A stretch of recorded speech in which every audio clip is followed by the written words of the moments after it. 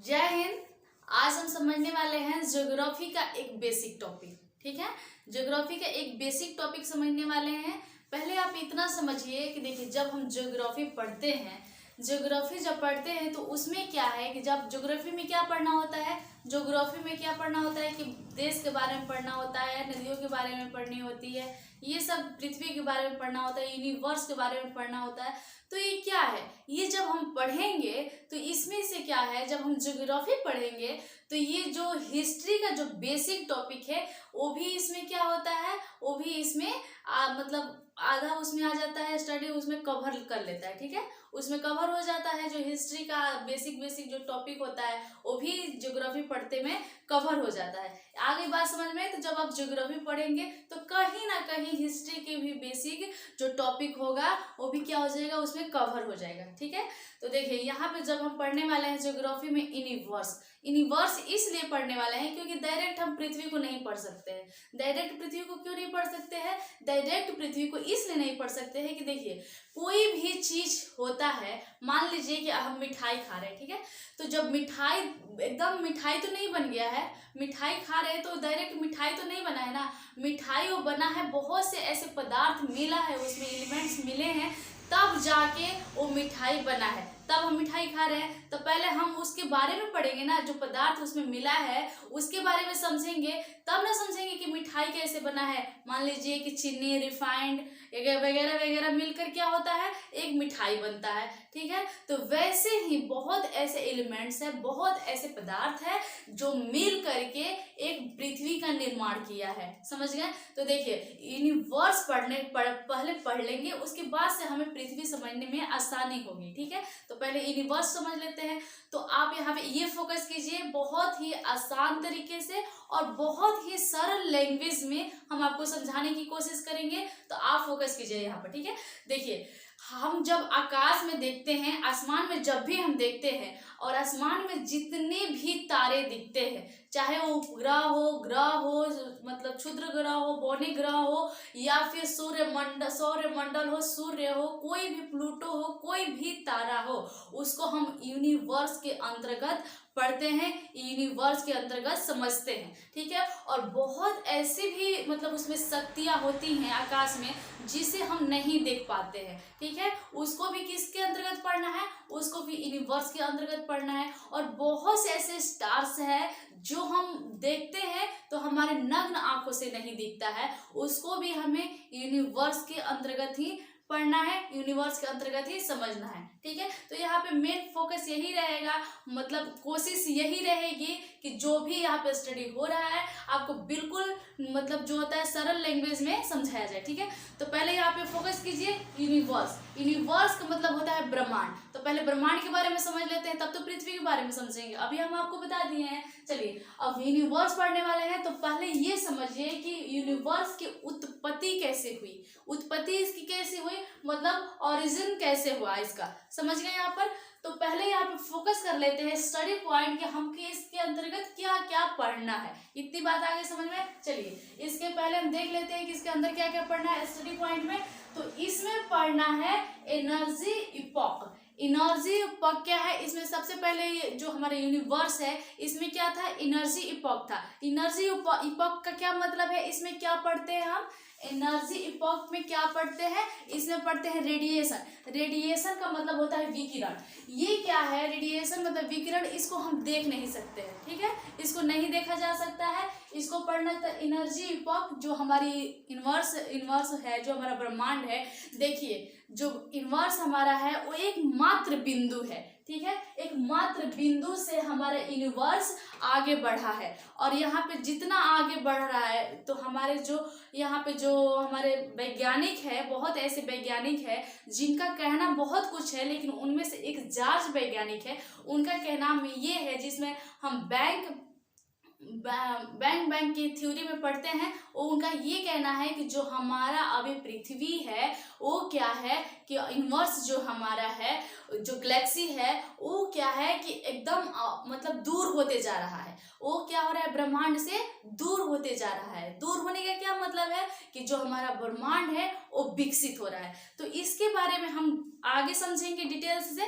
पहले आप इतना ही समझिए कि देखिए एक मेन पॉइंट बिंदु है हमारी जो इनवर्स है, इनवर्स जो हमारी जो पृथ्वी एक मात्र बिंदु है, ये आगे फैलती जाती है, फैली हुई है, फैलती जो वर्तमान का समय है इसमें यही कहा गया है कि जो गैलेक्सी है वो दिन प्रतिदिन क्या है एक दूसरे से अलग हटते जा रहे हैं। ठीक है, तो ये क्या है हमारी पृथ्वी का विस्तार होते जा रहा है और ये कब तक होगा इसकी कोई गारंटी नहीं है, लेकिन हाँ इसकी कभी ना कभी हर चीज की सीमा होती है, कभी ना कभी तो सीमा होगी जहां वो वहां पे रुक जाएगा और फिर रिटर्न आएगा। तो ये देखिए ये सिर्फ कहा गया है, ऐसा होगा नहीं होगा ये तो बात की बात है, समझ गए यहाँ पर, लेकिन ऐसा कहा गया है। तो इसको हम आगे स्टडी करेंगे, इसके बारे में हम डिटेल से समझेंगे लेकिन आगे समझेंगे। पहले आप यहाँ पे यही फोकस कीजिए कि हमें पढ़ना क्या है। तो पढ़ना क्या है हमें स्टडी पॉइंट में, एनर्जी इपॉक, सबसे पहले क्या पढ़ना है, रेडिएशन, विकिरण, ये रेडिएशन जिसमें ऊर्जा होता है, ठीक है, इसको समझना है।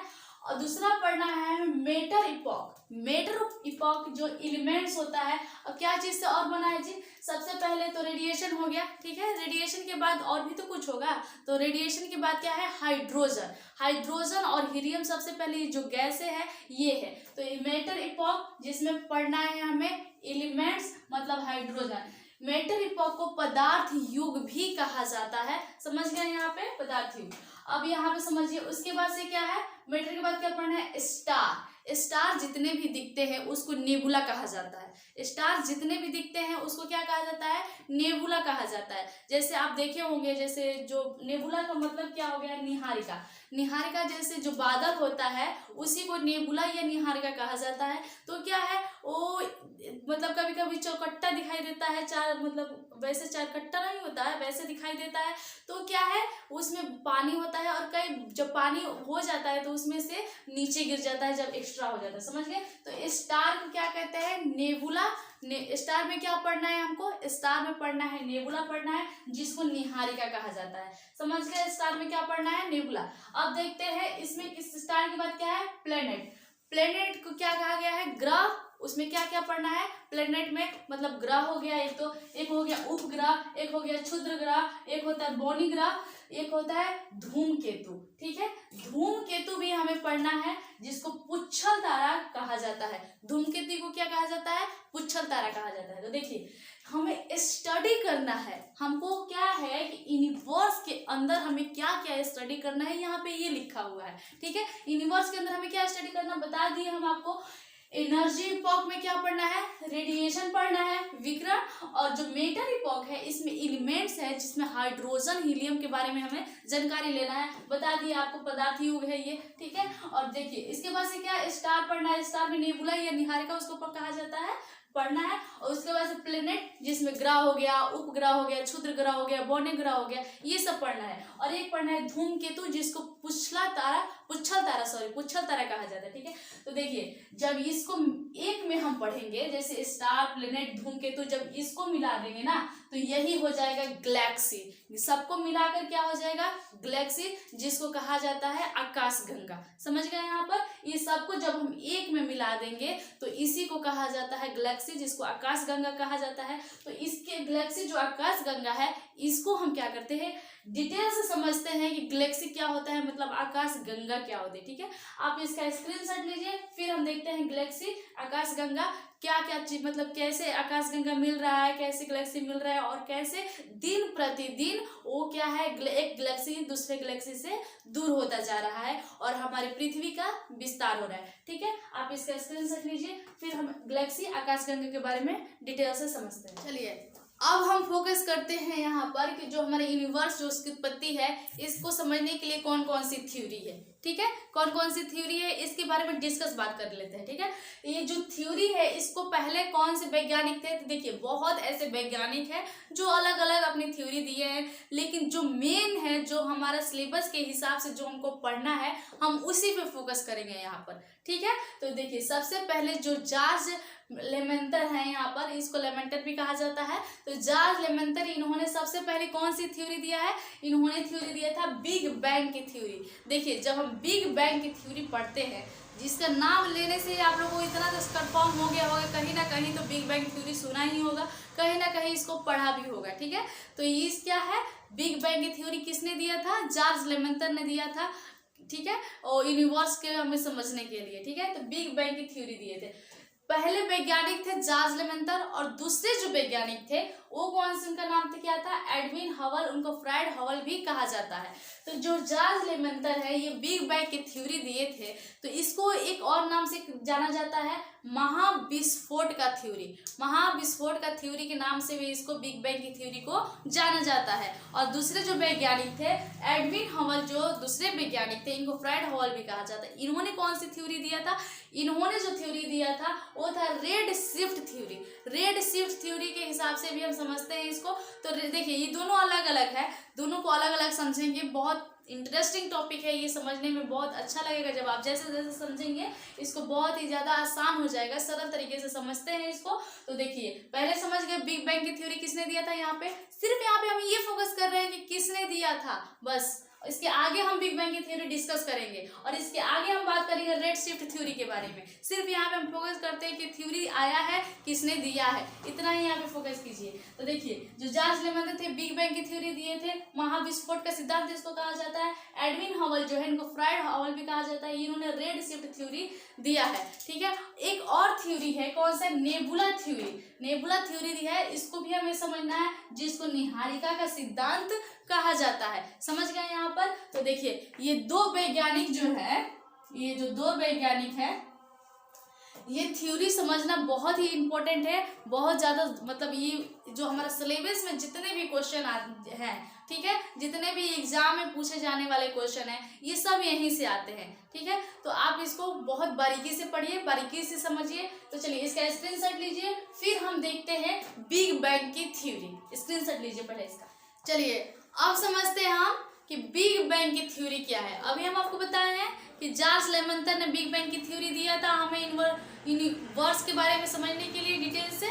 ठीक है, तो चलिए अब हम देखते हैं बिग बैंग की थ्योरी होता क्या है। ठीक है, तो बिग बैंग की जो थ्योरी है इसका कहनाम ये है कि जितने भी गैलेक्सी है वो क्या है, अब एक दूसरे से अलग हो रहे हैं। ठीक है, गैलेक्सी क्या है, एक दूसरे से अलग हो रहे हैं, और अलग होके अब जो प्रेजेंट का समय है इतना अलग हो रहे हैं, ये काफी दूर जा रहे हैं, एक दूसरे से ये काफी दूर जा रहे हैं। इसका मतलब ये है कि जो हमारी पृथ्वी है इसका विस्तार हो रहा है। बात आ गई समझ में। तो बिग बैंग की थ्योरी क्या कहती है, बिग बैंग की थ्योरी कहती है कि हिसाब से जो गैलेक्सी होते हैं वो एक दूसरे से दूर हो रहे हैं, ये ब्रह्मांड का विस्तार हो रहा है, हमारी पृथ्वी का विस्तार हो रहा है, जो बिग बैंग की थ्योरी है इसका कहना है। ठीक है, चलिए यहाँ पे फोकस कीजिए, ध्यान से समझिए। जैसे देख लीजिए यहाँ पे एक सूर्य है, ठीक है, ये सूर्य है, सूर्य के मतलब इसमें कई तारे हैं। ठीक है, इसमें कई तारे हैं ऐसे। ठीक है, और मान लीजिए यहाँ पे क्षुद्र ग्रह है। ठीक है, यहाँ पे एक सूर्यमंडल है, मतलब ये सूर्य का परिवार हो गया। ठीक है, ये सौरमंडल है, तो ये क्या हो गया, ये सब मिला देंगे तो क्षुद्र ग्रह उपग्रह। ठीक है, इसके जो बौने ग्रह होते हैं वो जैसे गैलेक्सी, जो वहाँ पे सूर्य है, सौरमंडल जितने भी उसके परिवार है सबको मिला देंगे तो क्या हो जाएगा, ये एक हो जाएगा गैलेक्सी। क्या हो जाएगा, गैलेक्सी हो जाएगा। ठीक है, गैलेक्सी हो जाएगा। समझ गए यहाँ पर। वैसे ही एक और यहाँ पे होगा सूर्य, और यहाँ पे एक और यहाँ पे ग्रह है, यहाँ पे और ग्रह है, यहाँ पे एक और तारा है, यहाँ पे सौरमंडल है, यहाँ पे फिर एक सूर्य है। ये कई मिला देते हैं तो मिला देने से फिर एक क्या हो जाएगा, इसके अंदर भी क्या हो जाएगा, ग्रह हो जाएगा, काफी सारे ग्रह हो जाएंगे, उपग्रह हो जाएंगे, सौरमंडल हो जाएगा, सूर्य हो जाएंगे, सब इसमें हो जाएंगे, बौने ग्रह आ जाएंगे, उपग्रह आ जाएंगे, सब कुछ आ जाएगा। तो फिर वो क्या हो जाएगा, फिर एक ये और गैलेक्सी हो गया। ठीक है, एक और गैलेक्सी हो गया। वैसे ही एक और यहाँ गैलेक्सी हो गया, एक यहाँ गैलेक्सी हो गया, एक यहाँ गैलेक्सी हो गया, एक यहाँ गैलेक्सी हो गया। मतलब अत्यंत गैलेक्सी है, एक मतलब अत्यंत गैलेक्सी से जो हमारा यूनिवर्स है, हमारा ब्रह्मांड है। समझ गए यहाँ पर। तो ये जो बिग बैंग की थ्योरी है इसका ये कहनाम है कि ये जो गैलेक्सी है ये एक दूसरे से क्या हो रही है, अलग हो रही है। ये एक दूसरे से अलग हो रही है, मतलब दूर जा रही है, मतलब हमारी पृथ्वी का विस्तार हो रहा है, हमारी पृथ्वी का विस्तार हो रहा है, हमारे ब्रह्मांड का विस्तार हो रहा है। बात आगे समझ में यहाँ पे। चलिए एक बात और यहाँ पे फोकस कीजिए। देखिए जो हमारी पृथ्वी है इसका विस्तार हो रहा है, लेकिन देखिए यहाँ पे जब हमारी पृथ्वी है ये एक जितने भी ब्रह्मांड के जितने भी गैलेक्सी है जो भी है ये सिर्फ पहले एक बिंदु के रूप में था, ठीक है, एक पॉइंट के रूप में था। तो आप यहाँ पे ये सोचिए कि ये गजब का बिंदु रहा होगा, ये गजब का पॉइंट रहा होगा जिसमें हमारा सारा ब्रह्मांड वहाँ के मतलब वो उसके अंदर चला गया, ठीक है, वो अपने आप में समा लिया, ये गजब का ही बिंदु रहा होगा, ठीक है। तो ये जो बिंदु है पहले जो हमारा पृथ्वी था, हमारे जो ब्रह्मांड है कुछ नहीं था, ठीक है, लेकिन जब इसका विकास हुआ, जब ये विकसित हुआ तो ये क्या हुआ कि तो इसमें काफी तारे आए, गैलेक्सी आए, तो ऐसे आप बनते गए। उसके बाद से क्या है ये एक दूसरे से अलग हटते गए, तो ये क्या है ये दिन प्रतिदिन अलग हटते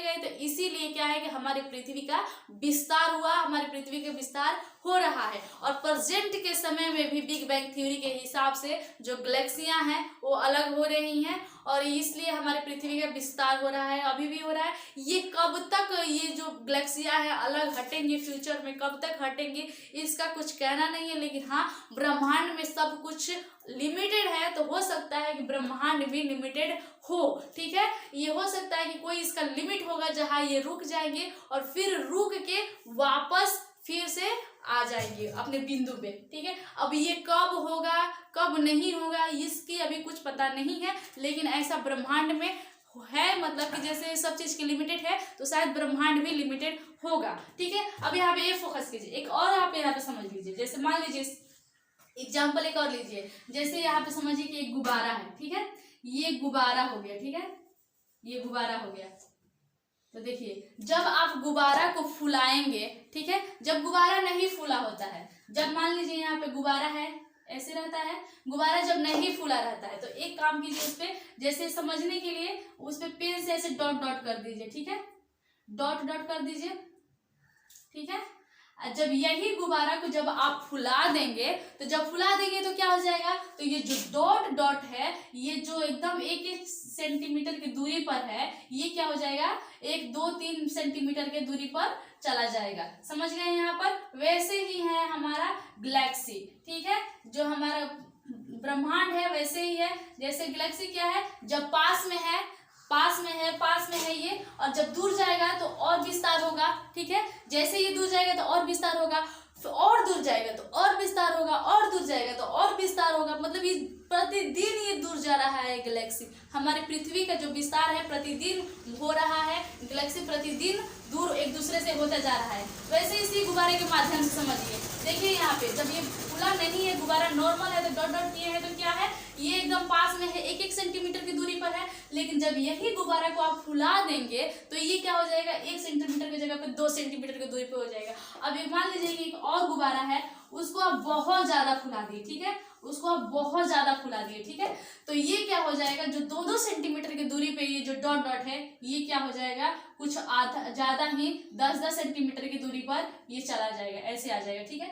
तो बिल्कुल हमारा जो ब्रह्मांड है वैसे ही है, ठीक है, ये दिन प्रतिदिन विकसित हो रहा है, तो ये क्या है ऐसे ही हमारी पृथ्वी बढ़ रही है, हमारी पृथ्वी का विस्तार हो रहा है, ब्रह्मांड का हमारे विस्तार हो रहा है। आगे बात समझ में। अब देखिए अब इसको आप पचकाइएगा, जब गुब्बारा फुलाए हैं तो इस प्रकार से है, और जब गुब्बारा को आप पचकाइएगा तो क्या हो जाएगा फिर ये नॉर्मल आ जाएगा गुब्बारा, तो फिर ये डॉट डॉट क्या हो जाएगा नॉर्मल आ जाएगा, फिर और उसको पुचका दीजिएगा तो और नॉर्मल हो जाएगा, बिल्कुल उसको छोड़ दीजिएगा, सारा हवा उसमें गुब्बारा में से निकाल दीजिएगा तो क्या हो जाएगा बिल्कुल वो मतलब अपनी जगह पर आ जाएगा, तो ये जो डॉट डॉट है वो एकदम पास में आ जाएगा। बिल्कुल हमारा ब्रह्मांड वैसे ही हो रहा है, जो हमारा ब्रह्मांड का परिवर्तन हो रहा है बिल्कुल वैसे ही हो रहा है। आगे बात समझ में। अब एक बात आप यहाँ पे और समझ लीजिए, जैसे देखिए मान लीजिए कि कोई ये पूछ दिया कि मतलब कि गैलेक्सी कैसे है, ठीक है, तो ये मान लीजिए यहाँ पे एक जगह है,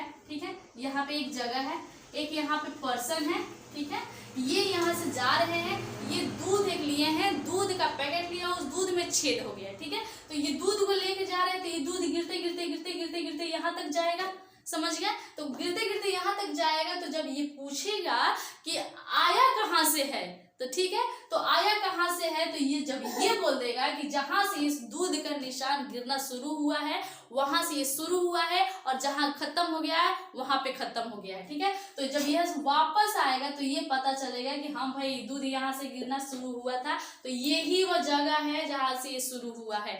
तो बिल्कुल जो हमारा ब्रह्मांड है वैसे ही है। तो ये एक लिमिट हो सकता है कि जो हमारा ब्रह्मांड है जिस तरह से विस्तार हो रहा है, जिस तरह से इस बढ़ रहा है, हमारे ब्रह्मांड की प्रगति हो रही है, इसका विस्तार हो रहा है, उस प्रकार से हो सकता है कि इसका एक लिमिटेशन हो, लिमिट हो और रुक जाए, और फिर से ये बैक आने लगे, ठीक है, और फिर से बैक आने लगे, और बैक आकर क्या है, फिर से एक बिंदु से जैसे स्टार्ट हुआ है ये एक फिर एक बिंदु में आकर मिल जाए। जैसे सपोज दैट देखिए यहाँ पर ये एक गैलेक्सी है, बात आ गई समझ में, ये एक और गैलेक्सी है, ठीक है, तो ये गैलेक्सी है, ये गैलेक्सी है दूर है, ये गैलेक्सी दूर है, तो ये तो अभी विस्तार हो रहा है, और बिग बैंग थ्योरी के हिसाब से क्या है, ये दिन प्रतिदिन अलग हो रहा है, एक गैलेक्सी दूसरे गैलेक्सी से दिन प्रतिदिन अलग हो रहा है, ठीक है।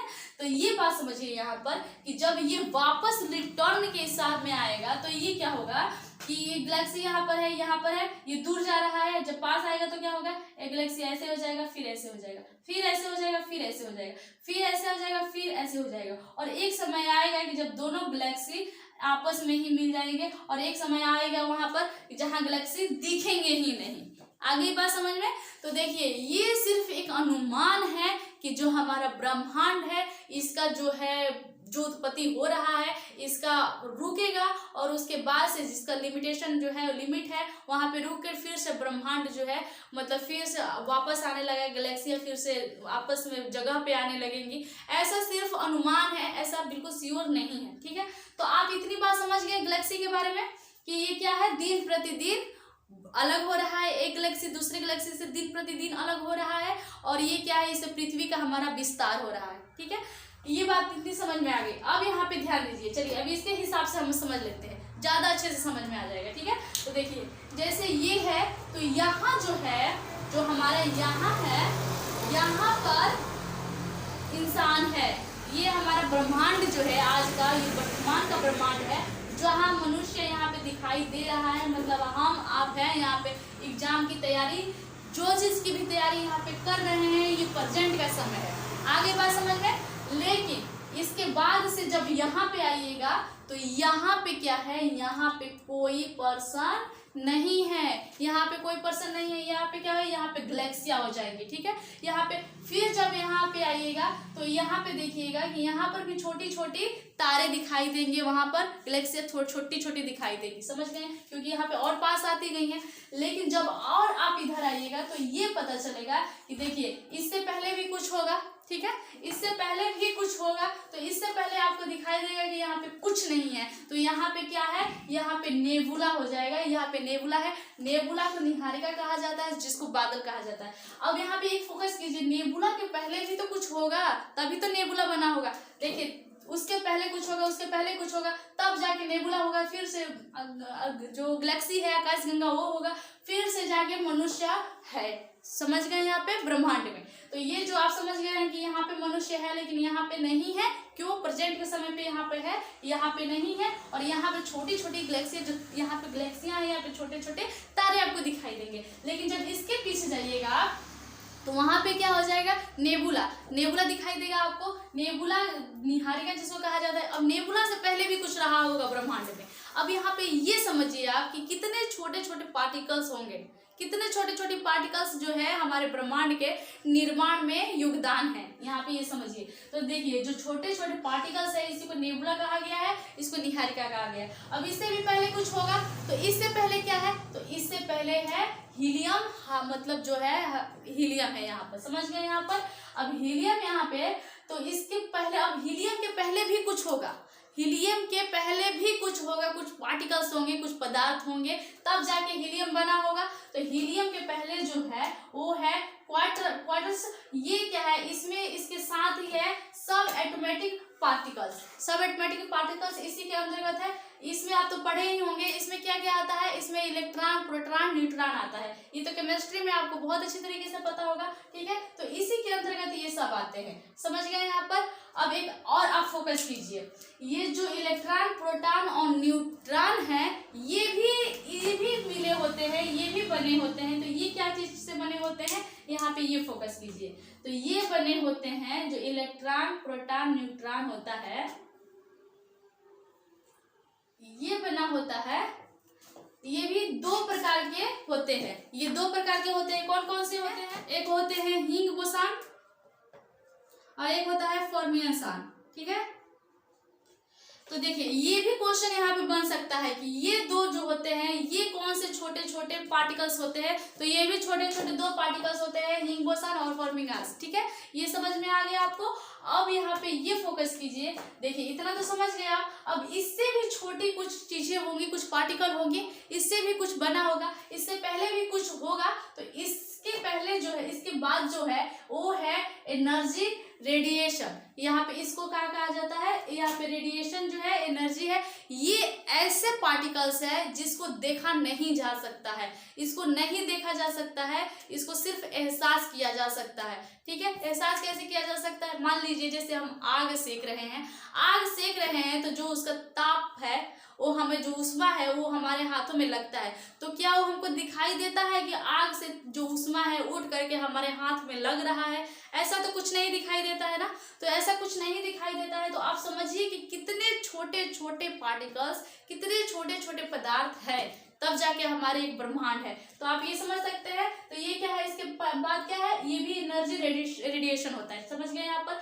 अब इसके बाद भी कुछ एक बिंदु है, जिस बिंदु से ये सब विकसित हुआ है, उस बिंदु को क्या कहा जाता है, उसी बिंदु को कहा जाता है सिंगुलैरिटी, ठीक है। सिंगुलैरिटी कहा जाता है उसको, हिंदी में विलक्षणता कहा जाता है, समझ गए यहाँ पर।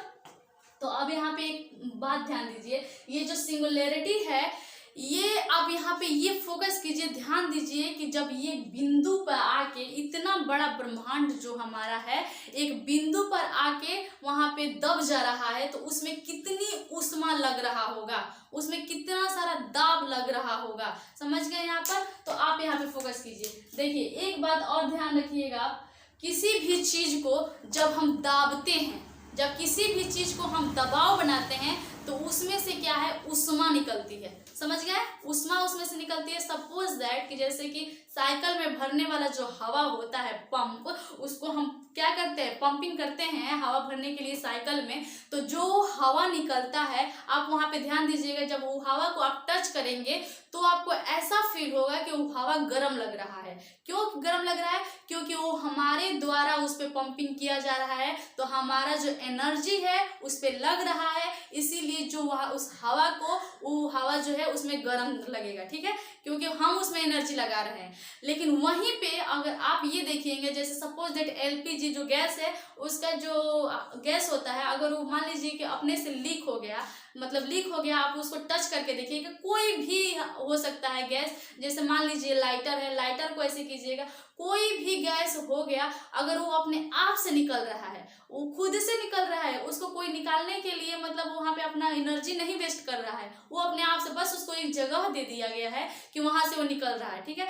तो वो जो हवा जब खुद से निकलता है, तो वो जो हवा होती है, जो गैस होती है, सॉरी, तो वो गैस कैसा होता है, वो गैस ठंडा होता है, ठीक है। उस गैस में ठंडापन होता है, वो गैस ठंडा होता है क्योंकि वो खुद से निकल रही होती है। लेकिन जिस गैस को हमारे द्वारा, एनर्जी के द्वारा पंप किया जाता है, उस गैस में उष्मा होती है, और उसको टच करने से, उसको फील करने से हमें गर्माहट महसूस होती है। आगे बात समझ में। तो यहाँ पे एक फोकस कीजिए आप, देखिए जो सिंगुलैरिटी है, ये क्या है कि आप यहाँ पे समझिए, इतना बड़ा हमारा ब्रह्मांड है, ये ब्रह्मांड जो है पूरा दाबाव बना करके एक बिंदु पर आ जा रही है। तो आप फोकस कर सकते हैं कि इस बिंदु पर कितना ज्यादा दबाव पड़ रहा है, और दबाव पड़ेगा तो इसका अनंत घनत्व है, इस चीज का सिंगुलरिटी का क्या है, अनंत घनत्व है, अनंत तापमान है। इसके जितने, देखिए हम अभी आपको बताए हैं कि जिसको जितना दबाव बनता है उसका तापमान अधिक बढ़ता है, ठीक है। तो इसका अनंत तापमान है, इसका अनंत दाब है और इसका अनंत घनत्व भी है इस बिंदु का। तो आप यहाँ पे समझ सकते हैं कि ये गजब का बिंदु है जिसमें पूरे ब्रह्मांड को अपने अंदर सम्मिलित कर लिया है। समझ गए यहाँ पर, अब सिंगुलरिटी समझ गए। एक बात अब यहाँ पे और समझिए कि देखिए इसमें 4 प्रकार के दबाव लगता है, 4 प्रकार के इस पे दाब लगता है। कौन कौन से, फिजिक्स में भी पढ़ेंगे तो 4 प्रकार के ही दाब होते हैं, ठीक है। 4 प्रकार से 5वां प्रकार का कोई दाब नहीं होता है। हो सकता है कि उसका अलग अलग फॉर्म हो सकता है, अलग अलग उसकी फॉर्म हो सकता है, लेकिन दबाव जो होते हैं वो 4 प्रकार के ही होते हैं। अब फोकस कीजिए यहाँ पे 4 प्रकार के दबाव कौन होते हैं, दाब कौन होते हैं यहाँ पे समझिए। तो देखिए जो सिंगुलरिटी यहाँ पे जगह नहीं बचा है इसलिए इसको हम यहाँ पे शॉर्ट करके लिखे हैं, समझने में आपको तकलीफ नहीं होगी, आप यहाँ पे फोकस कर लीजिए, ठीक है। तो इसको, ये जो सिंगुलरिटी है इसको हम यहाँ पे जगह नहीं होने के कारण इधर हम यहाँ पे इसको कट करके लिखा गया है, इतना ध्यान दीजिएगा। तो हम आपको बता दिए हैं कि सिंगुलरिटी क्या है, यहाँ पे अनंत घनत्व होगा, अनंत तापमान होगा, क्योंकि स्वाभाविक है जब इतना सारा है ब्रह्मांड उसको दबाव बनाएंगे तो होगा ही होगा, और अनंत दाब भी इस पे लगेगा। समझ गए यहाँ पर। अब यहाँ पे समझिए जो सिंगुलरिटी है इसका जो दाब होता है वो क्या है, एक तो पहला जो दाब होता है वो होता है स्ट्रॉन्ग न्यूक्लियर फोर्स होता है, और दूसरा जो होता है इलेक्ट्रोमैग्नेटिक फोर्स होता है, और तीसरा जो होता है वीक मॉलिक्यूलर फोर्स होता है, और चौथा होता है ग्रेविटेशन फोर्स होता है। तो एक बात समझिए आप यहाँ पे, ये फिजिक्स में भी 4 प्रकार के फोर्स होते हैं। हो सकता है कि फिजिक्स में अलग लैंग्वेज से समझाया जाए, यहाँ पे हम समझाने के लिए बोल रहे हैं, ठीक है। ये अलग लैंग्वेज से उसमें समझाया जा सकता है, इसमें हम अलग लैंग्वेज से समझा रहे हैं। तो यहाँ फोकस कीजिए, जो यहाँ पर जो स्ट्रॉन्ग न्यूक्लियर फोर्स है ये सबसे ज्यादा स्ट्रॉन्ग, मतलब ये जो दाब है ये सबसे मजबूत दाब है। स्ट्रॉन्ग न्यूक्लियर फोर्स जो है वो सबसे मजबूत संरचना नहीं है। आपको इतनी बात तो आगे ही समझ में, ठीक है, इतनी बात आगे समझ में कि आपको ये कौन सा फोर्स सबसे ज्यादा कमजोर है, कौन सा फोर्स सबसे ज्यादा जो है वो मजबूत है। तो इसको जो है ये 10 के घात 40 लिखते हैं, क्योंकि इसमें क्या है 40 तो 0 लगता है। आगे बात समझ में, चलिए अब यहाँ पे ये समझ लीजिए, हम समझ लिए है बिग बैंग की थ्योरी। तो बिग बैंग की थ्योरी आई होप कि बहुत अच्छे से आपको समझ में आ गया होगा। अगर समझ में, हम हमारी तरफ से पूरा कोशिश यही है कि आपको सरल से सरल लैंग्वेज में समझाया जाए ताकि अच्छे से समझ में आ सके, ठीक है। तो बिग बैंग की थ्योरी हम समझ गए हैं। अब हमको थ्योरी समझना है, सेकंड थ्योरी समझना है, तब तक इसके स्क्रीनशॉट लीजिए। उसके बाद से हम सेकंड रेड शिफ्ट थ्योरी के बारे में डिस्कस करेंगे।